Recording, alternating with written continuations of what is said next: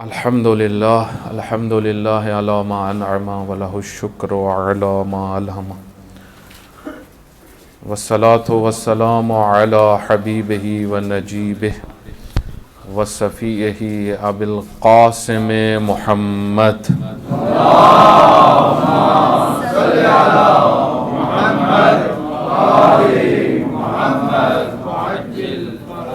وعلى آلہ الطیبین الطاہرین المعصومین المظلومین الذین اذہب اللہ عنہم الرجس وطہرہم تطہیرا اللہم صل علی محمد وآل محمد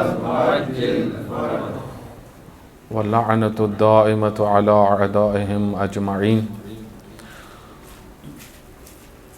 قال الله تعالى في كتابه المجيد بسم الله الرحمن الرحيم أطيعوا الله وأطيعوا الرسول وأولي الأمر منكم. صلوات پڑھیں محمد وآل محمد.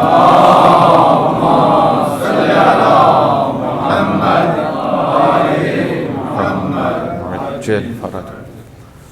شب لیلۃ القدر،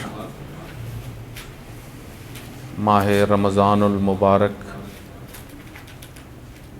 اور شب مغفرت، شب توبہ، شب تقدیر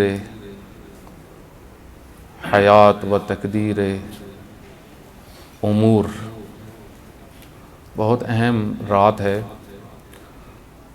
ماہ رمضان المبارک کی، لیلۃ القدر.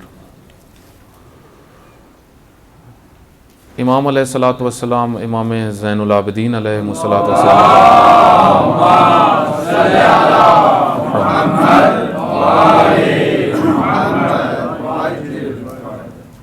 کی جو دعا ہے اذا دخل شہر رمضان، 54 دعائیں ہیں صحیفہ کاملہ کی، صحیفہ سجادیہ، جن میں سے 2 دعائیں ماہ رمضان المبارک کے متعلق ہیں اور دونوں اکٹھی ہیں، 44ویں اور 45ویں دعا. جو رمضان المبارک کے داخل ہوتے ہوئے حضرت نے پڑھی، اس دعا کے اندر حضرت نے پورا نصاب،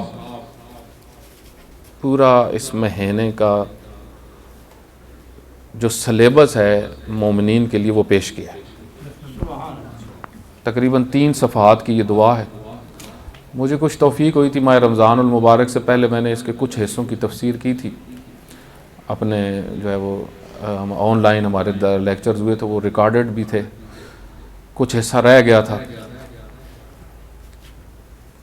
تو دیکھیں بعض اوقات انسان جب خود پڑھتا ہے نا بہت ساری چیزیں، مکتبی چیزیں، اور گہرائی سے اس کا مطالعہ کرتا ہے اور غور و فکر کرتا ہے، تو پھر اس کو پتہ چلتا ہے کہ جس مکتب کے ہم پیروکار ہیں وہ کتنا عظیم مکتب ہے. جس طریقے سے آپ دیکھیں نا، جب امیر المومنین کی شخصیت کو کوئی خود پڑھے، ایک تو ہم سنتے ہیں نا، یہ جو ہم بہت ساری چیزیں سنتے ہیں نا، یہ بس سنتے ہیں، ٹھیک، ان میں ایک بڑی تعداد اتھینٹک شخصیت امیر المومنین کی پیش نہیں کر رہے ہوتے، منابع کی طرف رجوع نہیں ہوتا. امیر المومنین کے جو فضائل اور مناقب معتبر کتب میں نقل ہوئے ہیں ان کی طرف نہیں. عموماً ہمارے ہاں جو ہوتا ہے وہ، تو ہم بھی مجالس پڑھتے ہیں، مجالس کا ایک خاص انداز ہوتا ہے، اس میں آدھی بات بھی بعض اوقات نہیں ہو پاتی، کیونکہ لوگوں کو خوش کرنے کے لیے بہت ساری چیزیں مکس کرنی پڑتی ہیں. تو جب انسان خود امیر المومنین کی شخصیت کو پڑھے جا کر اور ایک گہرا مطالعہ کرے، تو پھر اس کو دل کے اندر ایک احساس ہوگا اور وہ اندر ہی اندر ایک افتخار کرے گا کہ اللہ تعالیٰ نے ہمیں امیر المومنین جیسے پیشوا دیے ہیں. وہ ایک احساس انسان کے اندر پیدا ہوتا ہے، افتخار کرتا ہے انسان، خود اپنے آپ سے وہ کہتا ہے کہ میں کتنا خوش نصیب ہوں کہ مجھے اللہ تعالیٰ نے ایسے شخصیات سے آشنا کیا. ہم ان کی پیروی میں جو وہ زندگی گزار رہے ہیں، ان کو ہم قبول کرتے ہیں، ان کی رہبریت کو. آپ دیکھیں اسی طریقے سے اہل البیت کا کلام ہے. جب انسان اہل البیت علیہ الصلوۃ والسلام کے کلام کو خود پڑھتا ہے، جس طرح نہج البلاغہ ہے، خود پڑھے اس کو، توجہ کرے اس کی طرف، صحیفہ کی طرف، اور پھر وہ شخص کہ جو دوسری کتب کو بھی پڑھتا ہو، دوسری کتب کو، دوسرے مذاہب کو بھی پڑھتا ہو، دوسرے ادیان کو بھی پڑھتا ہو، جس کے مطالعات تھوڑے سے وسیع ہوں، جو تھوڑا سا جہان دیدہ انسان ہو، کتب سے آشنا ہو، اہل ذوق ہو، اہل معرفت ہو، تو وہ بہت آسانی سے سمجھے گا کہ جو خوبصورتی اور جو حسن مکتب اہل البیت میں ہے، اور جو انسان کی ہدایت کا انتظام ہے، وہ اس قدر گہرا ہے کہ ہم تصور بھی نہیں کر سکتے۔ پتہ چلتا ہے، خود دعا بتاتی ہے کہ یہ دعا کسی معصوم کی ہے، یہ دعا اس کی ہے جس کو اللہ نے چنا ہے۔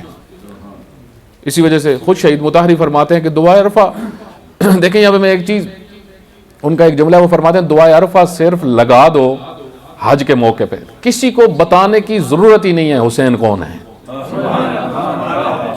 خود ہی لوگوں کو پتہ چل جائے گا۔ دیکھیں ہماری کیا مشکل ہوتی ہے، ہم کیونکہ زبان کو کمیونیکیشن کے لیے زبان بڑی مسٹ ہوتی ہے، زبان سے آشنائی، ٹھیک ہے۔ مثلا ابھی میں فارسی کا ایک جملہ بولوں، فرض کروں، تو کچھ نہ کچھ تو بزرگوں کو آتی ہی ہے فارسی، لیکن میں ذرا تھوڑی سی زیادہ بولوں، ٹھیک ہے، تو انہوں نے کہنا یہ کیا کہہ رہا ہے۔ اسی طریقے سے عربی بولنا شروع کروں پھر بھی مشکل ہو جائے گی۔ تو زبان جو ہوتی ہے وہ انسان کو جوڑتی ہے اس چیز سے۔ آپ دیکھیں کوئی بھی ہم نے جب کتاب پڑھنی ہوتی ہے، ایک بڑے سے بڑے اسکالر کی بھی، چاہے وہ کسی بھی زبان کا ہو، تو ہمیں یا اس کی زبان آنی چاہیے یا اس بک کا ترجمہ ہو، ایسے ہی ہے، اس کے بغیر تو ہم کتاب سمجھ ہی نہیں سکتے۔ آپ دیکھیں ایک بڑی تعداد ہمارے اندر کیوں جب قرآن کریم پڑھتے ہیں تو اس سے مانوس نہیں ہوتے۔ اب یہ رمضان ہے نا، بس سب نے ایک ارادہ کیا ہوا ہے کہ میں نے ختم قرآن کرنا ہے، چلے 5 کرنے ہیں، لیکن ان سے نہیں بنے گا پھر بھی۔ جس طریقے سے علامہ اقبال رحمۃ اللہ علیہ فرماتے ہیں نا کہ اگر یہ قرآن اس کا نزول نہ ہو تیرے قلب پر تو گرا گشا ہے نہ رازی نہ صاحب کشاف، جو نہ ہو تیرے دل پہ نزول قرآن، نہ گرا گشا ہے رازی نہ صاحب کشاف، یعنی تیرا دل اگر ادھر قرآن نہیں آئے گا نا تو پھر نہ فخر رازی کی تفسیر مسئلہ حل کر سکتی ہے اور نہ تفسیر کشاف۔ دیکھیں 2 بڑی تفسیریں ہیں عالم اسلام میں جو شہرت رکھتی ہیں اہل سنت کے ہاں۔ ایک تفسیر کشاف ہے جو زمخشری کی ہے، اس میں جتنے قرآن کی ادبیات ہیں، الفاظ کی ادبیات سے ڈسکشن کیا، یعنی وہ تفسیر ادبی تفسیر ہے۔ یہ لفظ کیا ہے، اس کی بیس کیا ہے، اس کی عرب کہاں پہ استعمال کرتے تھے، مثلا شہر کا لفظ، رمضان کا لفظ اصل میں کیا ہے، یہ کس لیے یوز ہوتا تھا، نذیر کی بنیاد کیا ہے، اس کا اصل کیا ہے، کیونکہ یہ سمجھنا بہت ضروری ہے قرآن کریم کے ان الفاظ کو، تو وہ اس پہ ہے ساری۔ تفسیر جو فخر رازی ہے، تفسیر رازی جو ہے فخر رازی کی تفسیر کبیر ہے، وہ تفسیر فلسفی تفسیر ہے، کلامی تفسیر ہے، اس تفسیر میں بہت کچھ ہے، بڑے پیچیدہ مسائل ہیں قرآن کریم کے جو انہوں نے اپنی طرف سے بحثیں حل کرنے کی کوشش کی ہیں فخر رازی۔ تو یہ دونوں بڑی تفسیریں ہیں، ایک ادبی، ایک فکری اور کلامی، اور یہ مسائل حل کرتے۔ علامہ اقبال فرماتے ہیں کہ اگر آپ کے دل پہ نزول قرآن نہیں ہوا نا تو جتنی مرضی بڑی تفسیریں پڑھ لو، جب تک دل نہیں جڑا قرآن کریم سے۔ دیکھیں یہ شب نزول ہے، علامہ حسن زادہ عاملی کا ایک جملہ ہے، وہ فرماتے ہیں کہ یہ سر پہ جو قرآن رکھا ہوا ہے نا، اس کو صرف سر تک نہیں رہنے دینا، اس کو دل میں اتارنا ہے، اس کو روح کا حصہ بنانا ہے، روح اس سے غذا لے۔ تو آپ دیکھیں ہم بہت ساری دعائیں، اب یہ دعائے کمیل ہمارے ہاں آپ دیکھیں کہ جو شروع کرتے ہیں نا بہت سارے علاقوں میں، تو کافی سارے جگہ پر یہ مسئلہ ہوتا ہے جی آدھی پڑھنی، اچھا ہفتے کے بعد پھر کہتے ہیں آدھی سے بھی کم کریں، 5 لائنیں پڑھنی۔ اس کی وجہ کیا مشکل ہے؟ وجہ یہ ہے کہ ہم مانوس ہی نہیں ہیں۔ اس کا مطلب روح ابھی تک امیر المومنین سے جڑی نہیں ہے۔ یہ کیسے ہو سکتا ہے کہ امیر المومنین اس دعا کو بیان کریں اور وہ ان کے سینے اطہر سے صادر ہوئی ہو اور مومن اس کو پڑھ کے کہہ رہا ہو کہ مجھے تو بوریت ہو رہی ہے، یا مجھے تو سمجھ ہی نہیں آ رہی ہے، یہ کیا مسئلہ ہے، اس کو یہ اتنی لمبی کیوں ہو گئی، مولانا صاحب کو جلدی ختم کرے. اس کی وجہ کہ ہم جڑے ہوئے نہیں ہیں. ساری دعائیں اسی طرح دیکھیں دعائیں ابو حمزہ سمالی جو ہے، یہ سحری کے وقت جو دعا ہے. ہمارے ایک ٹیچر تھے عراقی ہیں، ابھی بھی قم میں ہوتے ہیں، تو ان سے ہم ایک کتاب پڑھتے، فلسفہ اور عقائد کی کتاب پڑھتے، الہیات. بہت اچھے، بہت نیک انسان ہیں. تو وہ ایک دن مجھے بتا رہے تھے کہ میں جب ایک دفعہ عمرے پہ گیا تو میرے ہاتھ میں چھوٹی مفاتیح الجنان تھی، تو دعائے ابو حمزہ سمالی میں پڑھ رہا تھا. بہت پیاری دعا، بندگی کا اوج ہے دعائے ابو حمزہ سمالی کا. میں پڑھ رہا تھا تو ایک عرب میرے پاس آ کے بیٹھ گیا، وہ بھی عرب ہے خود بھی، کا حجازی آ کے بیٹھ گیا میرے پاس. کہا وہ دیکھتا رہا ابھی میں پڑھ رہا ہوں، اس کو الفاظ دیکھیں، اب کمیونیکیٹ ہو گیا نا، زبان اہل زبان تھا، جڑ گیا دور سے بیٹھے ہوئے. اس نے کہا شیخ ایک کتاب ادھر کرو، یہ ادھر دو مجھے. کہا میں نے نا اس کو دی دعا، تو میں دن کے ٹائم پڑھ رہا تھا، توجہ کریے. اب اس نے نا دعا پڑھنا شروع کی، 5-7 سطریں پڑھ کے نا کہتا ہے شیخ یہ رات کے ٹائم کے لیے ہے. دیکھیں اتنا وہ جڑا اس کے ساتھ. تو بعض اوقات کیا ہوتا ہے کہ یہ قرآن کریم آپ دیکھیں، ہم جو قرآن کریم سے انس نہیں لیتے نا، قرآن کریم سے جڑتے نہیں ہیں، اس کی مہم ترین ایک وجہ یہ ہے کہ ہم قرآن کریم کو اہمیت نہیں دیتے. جب اہمیت نہیں دیتے اس کی خوبصورتی سے آشنا نہیں ہوتے. اس کی خوبصورتی جیسے آپ کی خدمت میں عرض کیا نا، جب ہم امیر المومنین کو صحیح پڑھیں گے نا، پھر ہمیں امیر المومنین کی خوبصورتی نظر آئے گی. ابھی صرف عقیدت ہے، ابھی صرف وہ جو ہم شیعہ گھر میں پیدا ہوئے ہیں یا سنی گھر میں پیدا ہوئے ہیں، بس وہ ایک ہمیں بتایا کہ ہم نے خود جا کے اس حسن کردار کو نہیں سمجھا. آپ دیکھیں ایک لبنانی عالم کرسچن جورج جرداق، اس کی کتاب ہے، عرب ہے، اس کی کتاب ہے علی صوت العدالہ، علی عدالت کی آواز. 1000 صفحے میں اس کی کتاب ہے. ایک تاریخ اس نے لکھی ہے، بہت ساری زبانوں میں ترجمہ ہوئی ہے، اردو میں بھی شاید آپ کو مل جائے. آپ دیکھیں ایک مسیح ہے، اس نے جب امیر المومنین کو جا کے گہرائی میں پڑھا نا، اس نے کہا علی تو عدالت ہے، علی تو خود قانون ہے، علی کا وجود. آپ دیکھیں کہ اب اس نے وہ معرفت حاصل کی، کیوں؟ کیونکہ اس نے خود جا کے پڑھا، اس نے خود جا کے سمجھا. میں آج آپ کی خدمت میں کچھ وہ خصوصیات جو خاص طور پہ پیغمبر اکرم صلی اللہ علیہ وآلہ وسلم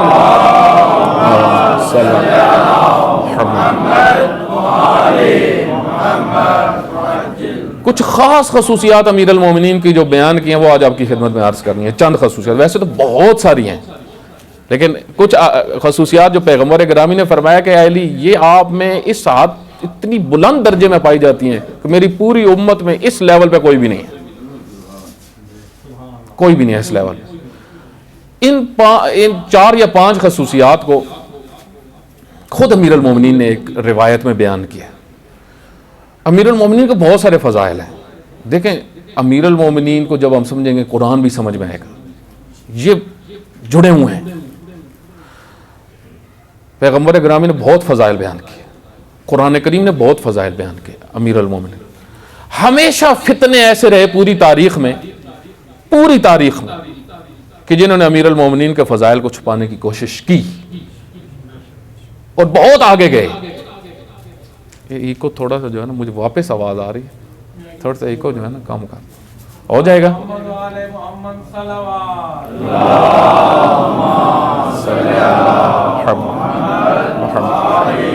چلے اگر کام نہیں ہوتا تو پھر تھوڑا سا پھیر دیں اس کو.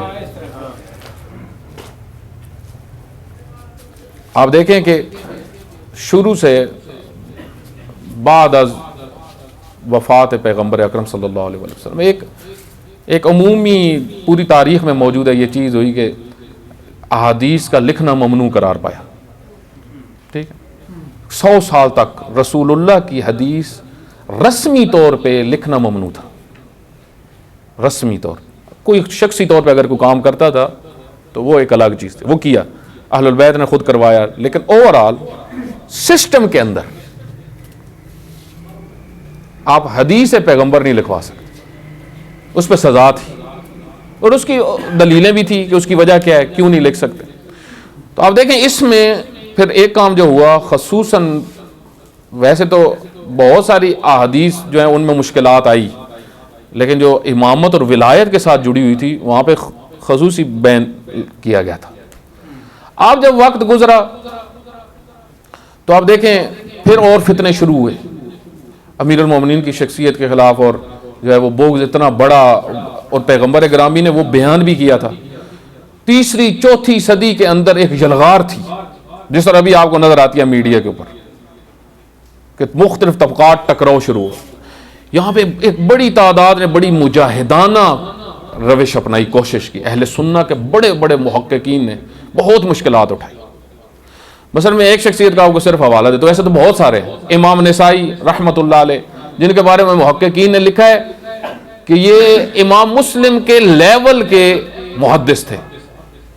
ان کی کتابیں تھیں، ایک انہوں نے کتاب امیر المومنین کی شخصیت پہ لکھی، خصائص امیر المومنین. اس پہ اینڈ میں ان کو مارا گیا، اور اسی زخموں کی وجہ سے ان کی شہادت ہوئی، مکہ میں جا کے شہید. امام نسائی اہل سنت کا بہت بڑا نام.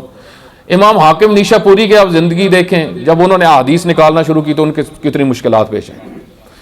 ایک عالم 5ویں صدی میں ہے امام حاکم حسکانی، شواہد التنزیل جن کی کتاب ہے. وہ کہتے ہیں کہ میں نے کچھ علماء کو دیکھا اپنے خطے میں، بڑے جن کا نام تھا، لیکن وہ تھے خالی، نام بڑا تھا ان کا لیکن اندر ان کے کچھ نہیں تھا، اور پبلک ان کے پیچھے بڑی چل رہی تھی.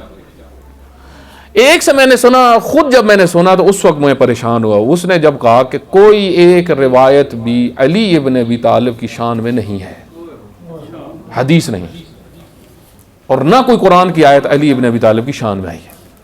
تو مجھے بہت دکھ ہوا یہ سن کے. میں نے فوراً قلم اٹھایا. مجھے جہاں سے میں نے تحقیق محققانہ روش سے، جہاں جہاں معتبر لوگ بیٹھے ہوئے تھے، میں وہاں گیا. منابع میں نے اہل سنت کے نکالے.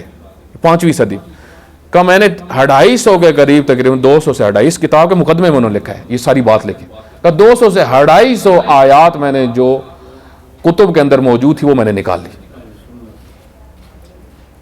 یہاں تک کہ یہ آیت بھی اس نے درج کی ہے کہ جہاں پہ اللہ تعالیٰ فرماتے کفا باللہ شہیدن بینی و بینکم ومن عندہ علم الکتاب. اے پیغمبر اکرم، یہ آپ سے آگے کہتے ہیں نا کہ آپ لست مرسلا، آپ رسول نہیں ہو، تو آپ پریشان نہ ہو، آپ کے لیے اللہ کافی ہے، اور وہ کافی ہے جو صاحب کتاب ہے. یعنی آپ کے لیے دو کا اللہ کافی. اور آپ دیکھیں امیر المومنین کا کتنا مرتبہ یہ آیت بیان کر رہی ہے. علامہ طباطبائی رحمۃ اللہ علیہ نے جب اس آیت پہ آئے شواہد اکٹھے کرتے رہے کہ جو اقوال نقل ہوئے، فلاں نے یہ قول لکھا ہے، فلاں، سب اقوال کو رد کر کے علمی طور پہ فرمایا یہ آیا امیر المومنین کی شان میں آئی ہے. تو آپ دیکھیں اس قسم کی امیر المومنین کے فضائل تھے کہ جو اس عالم نے پھر اکٹھے کیے، اور تقریباً 1000 کے قریب احادیث اس نے استخراج کی. تو علماء نے بڑی زحمت کی. ایک عالم جو ہیں ہمارے جن کے آج میں نے وہ روایت جو آپ کی خدمت میں عرض کرنی ہے، وہ ہیں شیخ الطائفہ، شیخ طوسی علیہ رحمۃ، 5ویں صدی میں شیعہ کے بہت بڑے عالم. ان کی ہر علم کی کتاب، شیخ الطائفہ فقیہ تھے، ہر علم میں ان کی کتاب ہے، تقریباً تفسیر میں بھی ہے، عقائد میں بھی ہے، اسی طریقے سے فقہ میں بھی ہے، رجال میں بھی ہے. آپ سمجھیں شیعہ علماء سب کے سب کوئی رائے بھی دینے سے پہلے شیخ طوسی تک جاتے ہیں، کیونکہ وہ منبع گاؤنڈ ہوتے ہیں. شیخ الطائفہ یعنی پورے گروہ فقہاء کے ہیڈ، اتنا بڑا نام تھا ان کا. سید مرتضیٰ کے شاگرد تھے. تو انہوں نے ان کی کتاب ہے امالی شیخ طوسی، اردو میں ترجمہ بھی اس کا آپ کو مل جائے گا. البتہ ترجموں کی میں کہہ دیتا ہوں، لیکن بعض وقت مجھے خود جو ہے نا وہ مشکوک ہوتا ہوں ترجموں کے اوپر، کیونکہ میں نے بعض ترجمے پڑھے ہیں. ہمارے ہاں کچھ کام ہو رہے ہیں جو دیکھیں علمی کام جو ہے نا، اگرچہ علماء کی خدمت کرنی چاہیے، یہ سب اپنی جگہ پہ، لیکن علمی کام جب کاروبار بن جاتے ہیں نا، پھر تباہ کن سچویشن ہے. پھر یہ نہیں دیکھا جا رہا ترجمہ کیا ہو رہا ہے، بس پھر مکانی گال مکانی، کتاب مکانی تو پیسے لینے، اور ترجمہ جیسے بھی ہو جائے. کئی کتابیں ایسی دیکھیں جن میں ترجمہ بہت مشکلات ہوئی ہیں، اور بعض نے تو ایسا ترجمہ کیا ہوا ہے کہ کسی عالم کا مثلا قرآن کریم کا ترجمہ ہے، اس پہ پھر کسی نے کہا کہ میں اس کی ذرا سیٹنگ کرتا ہوں، تو بیچ میں سے بہت ساری چیزیں نکال دی. FIRs بھی ہوئی ہیں کئی لوگوں پہ جب اپنے مطلب کی چیزیں وہاں سے نکالی ہیں. تو دیکھیں اس حد تک کام ہوتا ہے. تو ترجمہ ذرا یہی پھر وہ مشکل آ جاتی ہے نا کمیونیکیشن والی. جب تک تھوڑا سا عربی سے ہم آشنا نہیں ہوں گے، ہم بہت سارے، آپ دیکھیں بہت سارے بزنس مین ہیں وہ جاتے ہیں، میں نے خود دیکھا ہے چائنیز کو عربی سیکھ رہے ہیں بزنس کے لیے. بہت سارے جو ہیں وہ جاتے ہیں چائنیز اور مختلف رشین مثلا، وہ فارسی سیکھ رہے ہوں. بھائی کس لیے سیکھ رہے ہیں؟ بزنس کے لیے، تجارت کے لیے. آپ دیکھیں لوگ بزنس کے لیے زبان سیکھتے ہیں، دنیا کے لیے. اور ایک مسلمان کی عمر 70 سال ہو، اس میں سے وہ 6 مہینے نہیں نکال سکتا کہ میں جو ہے وہ اتنی عربی سیکھ لوں کہ مجھے خود قرآن سمجھ میں آنا شروع ہو جائے. اسی سے آپ مظلومیت قرآن دیکھ لیں، یعنی ہماری توجہ اس چیز کی طرف نہیں ہوتی. تو امالی، میری طرف توجہ رکھیں، اس کو چھوڑیں، بس ٹائم ہمارے پاس زیادہ نہیں ہے. امالی شیخ طوسی جو ہے املا ہے، 3 امالی ہیں ہمارے پاس. امالی شیخ طوسی، امالی شیخ صدوق، امالی سید مرتضیٰ. امالی کیا ہوتی ہے؟ ایک دفعہ استاد ڈائریکٹ حدیث لکھتا ہے، ایک دفعہ یہ کہ وہ خود حدیث لکھتا نہیں ہے، وہ بولتا جاتا ہے، شاگرد لکھتے جاتے ہیں، املا کرتے ہیں. مثلا فلاں فلاں فلاں فلاں نے یہ کہا، یہ حدیث نہ کرو، رسول اللہ سے یہ بات نہ کرو، وہ سارے شاگرد لکھتے جائیں گے، وہ امالی بنتی. شیخ طوسی رحمۃ اللہ علیہ کی امالی کی 46 مجالس ہیں. ان میں سے جو 20ویں مجلس ہے اس کے اندر ایک حدیث ہے جو امیر المومنین سے نقل ہوئی ہے. 4 صفوں کی حدیث ہے، 4 صفوں کی.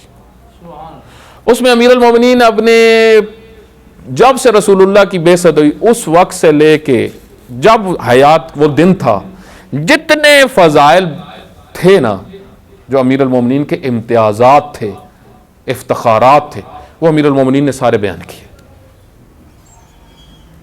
اور پوچھتے تھے ان سے، آیا میرے علاوہ یہ فضیلت کسی اور کے پاس ہے؟ سب کہتے تھے نہیں. اس کی وجہ کیا ہوتی تھی؟ ماحول، حسد. آپ دیکھیں ایک عالم کا بڑا خوبصورت جملہ ہے آغا علی رضا پناہیان کا. وہ فرماتے ہیں کہ لوگ کہتے ہیں نا، لوگ الجھتے ہیں اصول دین کتنے ہیں، فروع دین کتنے ہیں، مذاہب کا. میں تمہیں بتاتا ہوں، سب سے پہلے یہ سوچو کہ اللہ نے جس انسان کو ولی خدا بنا کے سب سے پہلے پیدا کیا، اس سے بھی حسد ہوا ہے. ادھر سے حسد شروع ہوا ہے، اور بھیانک حسد. حضرت یوسف علیہ السلام کو بھائیوں نے حسد کی وجہ سے کنویں میں پھینک دیا. اور آپ آگے چلتے ہیں، قریش نے حسد کی وجہ سے پیغمبر گرامی کو قبول نہیں کیا، یہودیوں نے حسد کی وجہ سے قبول نہیں کیا. یہودی کیونکہ حضرت اسحاق کی نسل سے تھے، ان کے ذہن میں یہ تھا کہ نبی جو آئے گا، ان کو پتا تھا اس حضرت اسماعیل کی نسل سے آئے گا، یہ انہوں نے پڑھا ہوا تھا. لیکن اس وقت جو ان کے علماء تھے، انہوں نے عوام کو جو دھوکہ دیا ایک، وہ یہی تھا، یہ تو جو ہے وہ اسماعیل کی نسل سے آ گئے ہیں، اسحاق کی نسل سے ہوتے پھر ہم مان لیتے ہیں ان کو. قبیلہ پرستی میں حسد. اور آپ دیکھیں اس حسد کے نتیجے میں کتنی مشکلات پیغمبر اکرم صلی اللہ علیہ وسلم کے لیے ان یہودیوں نے کھڑی کی کہ جو رسول اللہ کے انتظار میں تھے. اور آج تک سب سے بڑے دشمن دنیا کے اندر اسلام کے کون کاؤنٹ ہوتے ہیں؟ یہودی. جہاں پہ اسلام کو نقصان ہو رہا ہوگا وہاں پہ پیچھے یہودی ہوگا. آپ تصور کریں، وہ جو منتظر تھے، یہ جو منتظر ہوتے ہیں نا، ان کو بڑا خیال رکھنا چاہیے کہ ہم کس راہ پہ چل رہے ہیں. ایسے نہ ہو کہ جن کا انتظار کر رہے ہیں کل انہی کے مقابلے میں ہو. اور ہوا ہے، یہ تاریخ میں ہوا ہے. خود اس کا سب سے بڑا نمونہ خود رسول اللہ صلی اللہ علیہ وسلم کی شخصیت ہے.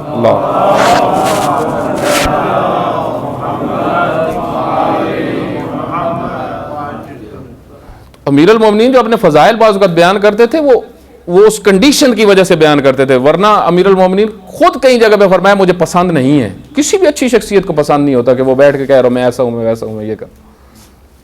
لیکن جب لوگوں کے اندر اتنی مشکلات ایجاد ہو چکی ہوں، ان کا نفس اتنا مریض ہو چکا ہو کہ وہ حق کی بات کو قبول کرنے کے لیے تیار نہ ہو، تو پھر ولی خدا کو اترنا پڑتا ہے، خود بات کرنی پڑتی ہے، بتانا پڑتا ہے.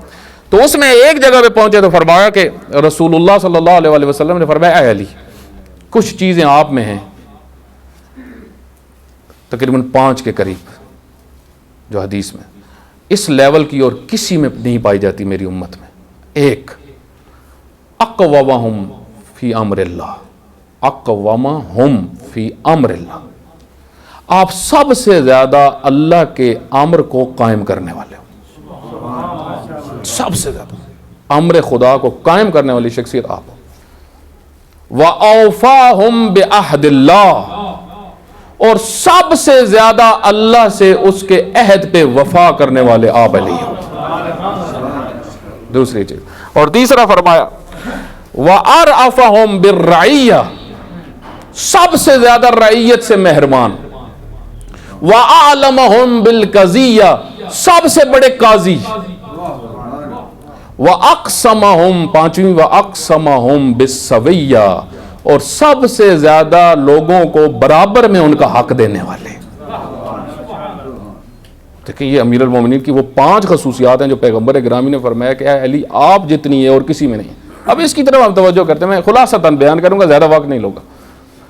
آپ دیکھیں دین کا اقامہ بڑا مہم ہے، امر پروردگار کا۔ یہ شب کیا ہے؟ کون سی شب ہے؟ امر آتے ہیں، تنزل الملائکۃ والروح فیہا بإذن ربہم من کل امر، یہ امر کی رات ہے۔ امر آتے ہیں کس پر؟ صاحب امر پر۔ صاحب امر کون ہے؟ حضرت حجت، ان پہ آتے ہیں امر۔ میرے بھائی یہ امر کیا ہے؟ امر کے اندر تمام چیزیں آ جاتی ہیں ہماری، جس طرح تقدیرات کی رات ہے، اللہ تعالیٰ انجینئرنگ کرتا ہے نا اس رات میں، تقدیر قدر قرآن کریم میں بہت استعمال ہوا ہے، انجینئرنگ، یعنی ہر کسی کا حساب کتاب ہوگا، اس کی غذا کتنی ہوگی، اس کا رزق کتنا ہوگا، اس کی عمر کتنی ہوگی، اس کے مسائل حل کتنے ہوں گے، اس نے جو ارادے کیے ہیں وہ کتنے ہوں گے پورے، یہ سب کچھ اس رات کے اندر ہونا ہے۔ فیصلہ کن رات ہے۔ اور آپ دیکھیں اس ایک ایک لمحے کی ہم قدر کریں، توجہ کے ساتھ اس ایک ایک لمحے کو ہم گزاریں، اللہ کے ساتھ دل جوڑ کے۔ 80 سال کے برابر بنتے ہیں، تقریباً 80 سال کے قریب بنتے ہیں 1000 مہینے، 80 سال، اور آج کل 80 سال کتنے لوگوں کی عمر ہے؟ ایک بڑی تعداد آپ دیکھیں 50 سے اوپر جا ہی نہیں سکتی۔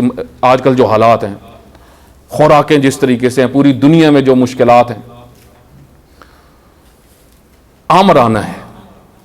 اب جو امر آنا ہے، ایک صلوات پڑھیں محمد